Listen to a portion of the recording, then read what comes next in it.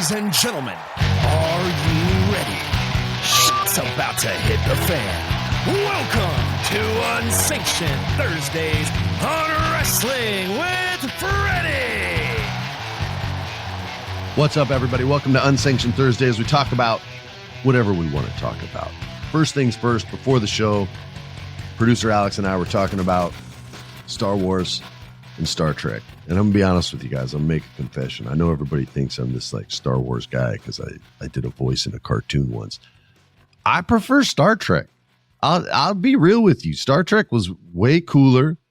When I was young, it was insinuated that everybody on Star Trek was having sex and getting down, sexy time and partying. That never happened in Star Wars. I was like 12, 13 years old. You know how interested I was in those things? There was no way Star Wars was getting any play in my house. It was all Next Generation.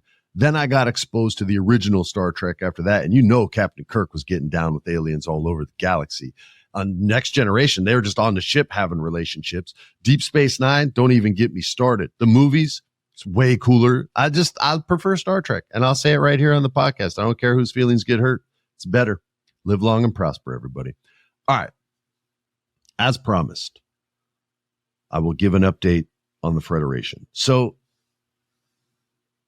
bad news and good news, right? As doors close, others open. And I've talked about this before. So I went out to, was it 4 or 5 places? I can even tell you some of the places now. We went to Warner Discovery, which was like the worst meeting that I had out of all of them.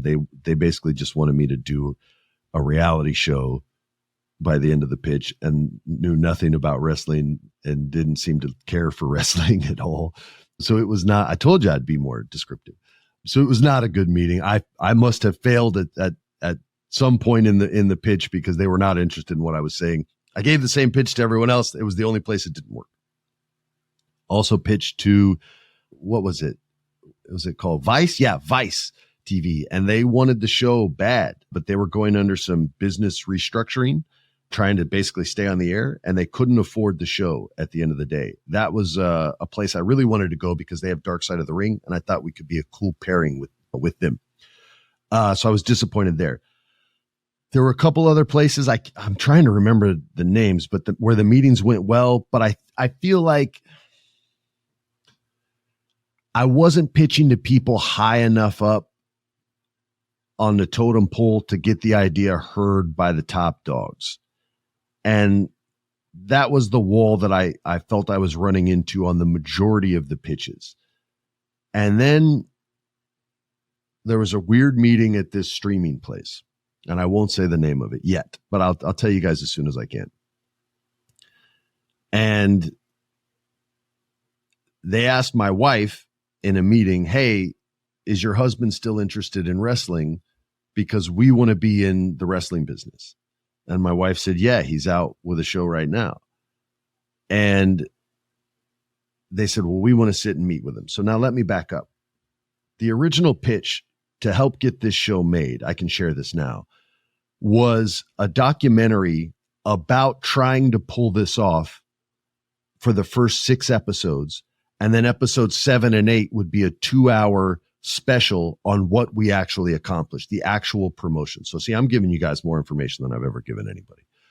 So it was 6 episodes of the process of me trying to recruit wrestlers, finding the space, trying to sell out the theater or the arena, whatever it was we were going to do. I knew we wouldn't be able to do 10,000 or anything like that. So I was going to try to do something around like 2,500 in a theater because I think it's art. I think wrestling is art and could be presented in a theater. I wouldn't be the first guy to have done this.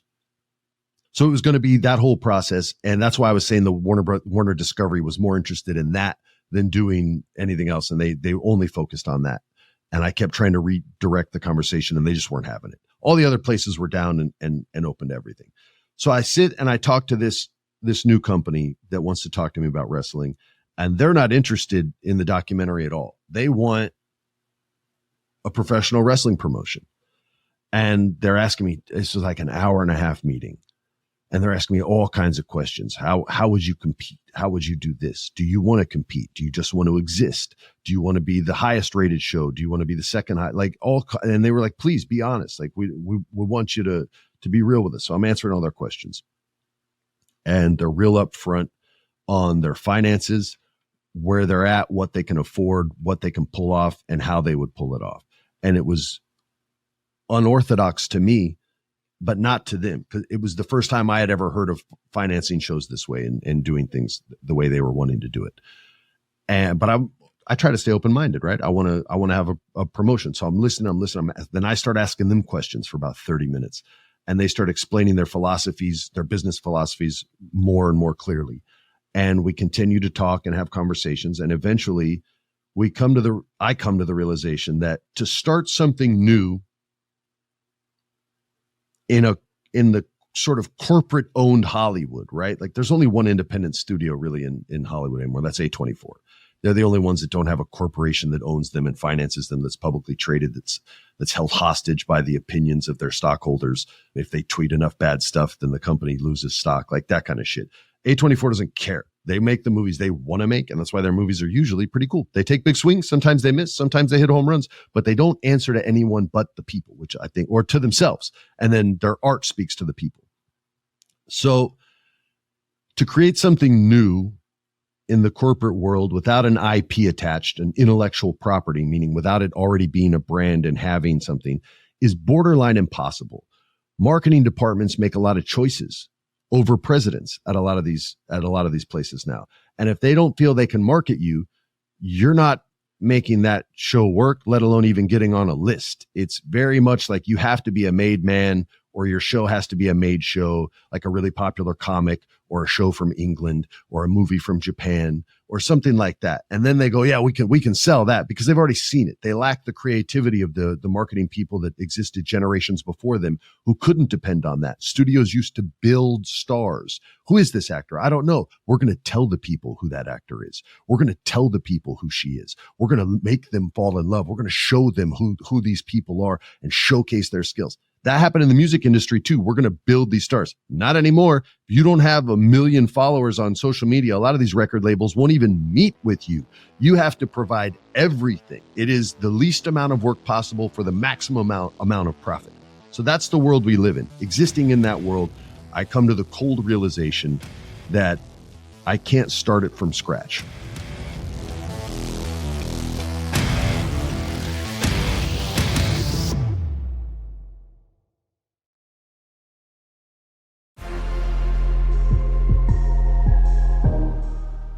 And it's a humbling moment, and it's a sad moment. And then the dude that I'm talking to calls me up and he says, hey, what if we grabbed someone else and brought them in as a partner? I said, what do you mean? He says, what if you work within an existing brand? And he says, here's some independent promotions that are looking for TV deals. They want to offer me the opportunity to tell my story and to present my promotion within the existence of another one, sort of like how Ring of Honor exists with AEW. So I start sitting down and thinking about that, and I start looking at the rosters of the places that they brought me, and the infrastructure that each one already has or does not have. And I start weighing the pros and cons. I talk to my guys that are a part of my team and say, hey, these are the ones that I'm interested in, but what do you think? My main guy, my right hand, happened to like the exact same one that I liked for all the same reasons that I liked it. I call back, dude. I say, hey, man, we like one of them. Do you think they would meet with us? He was like, trust me, they're going to meet. Let me set it up. They don't know that it's you. I'm going to introduce you in the call. You're going to make your pitch to them. And if they say yes, we'll let the lawyers get into it. So I sit down with these two gentlemen on a Zoom call with my guys and them, and I make my pitch. And I'll be real with you guys. I'm just grateful for the opportunity to earn their respect. You can't earn respect the first time you meet somebody, but you can get the opportunity to. You can earn that. And so I'm sitting there like, I respect what these men have accomplished and what they've done with their brand. And now I'm coming in not to change it. I don't want to change it, because what they established, I happen to love. So I start changing my idea and my pitch and start thinking of the best way to help get their talent over. I can't say too much without giving it away, so forgive me for the pauses. Alex won't edit them out. It'll just be these dramatic pauses for you guys to deal with as I deal with the anxiety. You can too. So I make my pitch and we discuss it in a sort of Ring of Honor sort of way where it's a brand within the brand, right? And help finding talent that either need a fresh coat of paint, need a fresh start, are young and need work, veterans that may not have a story that I could provide a story for, and all around the board. We discuss all of it. And I'm super nervous during it. These guys are probably going to hear this podcast and realize that how nervous I was and be like, oh, so sweet. So anyway, I finished my pitch. And the first thing the dude says, man, I can really feel your passion, which is good and bad. That could go either way. It's, yeah, I'm feeling you, or that's the only nice thing I could think of to say because I hate all your ideas. So he says that. I'm like, okay, I wonder which one that is. I hope it's the good one. We say our goodbyes. I call my wife. I say, okay, I had the meeting. How'd it go? I have no idea. They played their cards close to the vest. So I'm not quite sure. And then this pro wrestler that I know texts me and goes, yo, man, so-and-so just texted me to like check you out. I was like, oh my God, I hope he said nice things. He was like, don't worry, man, I got your back. You're a good guy, man. I told him you're one of the good dudes. Then my guy from the streaming company called me and he said, hey man, we had a really good meeting. And I think things are going to move forward. So these are baby steps in the process still. I think things are going to move forward is obviously a good thing. It's better than I don't think things are going to move forward. That's the opposite of good. That's really bad. But that doesn't mean it's a done deal. Lawyers are going to get involved. You know, people still have certain things to think about. People are going to want to protect their brand as much as possible. They'll find that I'm very agreeable with that. Look at me. I'm like negotiating on my own podcast. But yeah, it's still a long road and I have a lot to do. And there's a lot of work that I don't even get to be involved in, which drives me crazy because it's like lawyers and negotiating and stuff like that. I am doing my damnedest to make this work. I am doing my damnedest to make my dreams come true. I have not accepted a closed door as much as they hurt.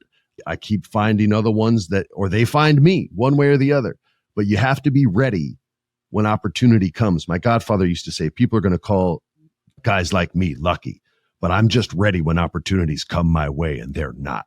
And he was a real hardcore guy. His name was Bob Wall. You guys should Google him. He was a tough son of a bitch. And I didn't agree with everything he said in life, but I do believe in being as prepared as possible. You tend to be a lot luckier when you're prepared. So I encourage all of you to follow your dreams and chase them, whether they fall apart or not. And we're in a world where a lot more people talk about their dreams, like me, people on social media, people on YouTube, things like that. And so there's a lot more room to be embarrassed and to be shamed. But if you just go in and I want to say this the right way. I want to say it clearly so everybody understands. Don't do it for anyone but yourself. When it comes to art, don't make art for the people. Make art for you. If they connect to it, that's a beautiful thing. If they don't, then they didn't. But it'll still be honest and pure and organic, and it'll come from you. It comes from a place of honesty. And you have to hold on to that during the tough times. And trust me, during this process, I went to 5 or 6 places. I got told 5 or 6 no's. No, Freddie, your dream's not good enough for our company. That's basically what they're telling you. It's easy to give up. It's easy to give up. It's hard to keep pushing that boulder up the hill when you feel like it's just going to fall all the way back down again. That's like Sisyphus. You can look that up too. Bob Wall and Sisyphus. Those are your Google words for the day.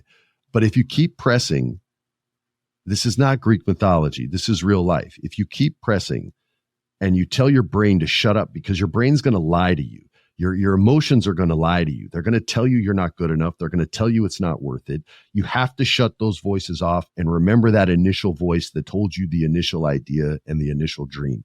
I had thoughts creep in my head of, F it, man, just be an actor, multiple times. And I squashed those thoughts, those negative thoughts, and stayed focused on what the dream is. And I'm closer now. I haven't been told, yes, it could all fall apart tomorrow and I'll be super bummed again. But that doesn't mean it's over. It just means that door's closed and you either have to build another opening, kick through another door, use a key and unlock it, or just keep knocking until someone answers. And that's that kind of, is it perseverance?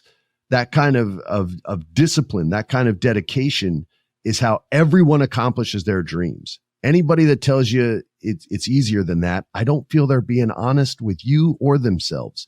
It's hard damn work. If it gets easy, I'll let you know. but it hasn't so far. So that's the update. I thought you were going to get a short one, but I guess I gave you guys the long-winded version today. So a little closer, not there yet. Told you guys about the documentary aspect of the show. That's gone. And now it gets to be exactly what the dream was and is, which is the wrestling promotion. So that's where I'm at. Keep your fingers crossed. I love sharing this stuff with you guys. I share as much as I can without, I don't want to say so much that I screw deals up or that I make promises I can't keep, shit like that. I want to be completely honest and as open as I can. I just can't say everything. But when the deal's done, or when the deal dies and let's say I have to go, oh, okay, I'll try again next year. Then I can break down everything for y'all. So anyway, that's where we're at. I want to thank you guys for listening. Thanks for tuning in. Thanks for being a part of this process with me on this journey. I wish Jeff would have been here. He's not going to know any of this stuff. So you guys can rub that in his face on social media. Make sure you tune in every single Wednesday to Wrestling with Freddie, Wrestling with Friends, every single Thursday to Unsanctioned Thursdays, or listen whenever the heck you want. I'm Freddie Prinze Jr. on behalf of Jeff Dye. Peace. This has been a production of iHeart's My Cultura Podcast Network. For more podcasts from iHeartRadio, visit the iHeartRadio app, Apple Podcasts, or wherever you listen to your favorite shows.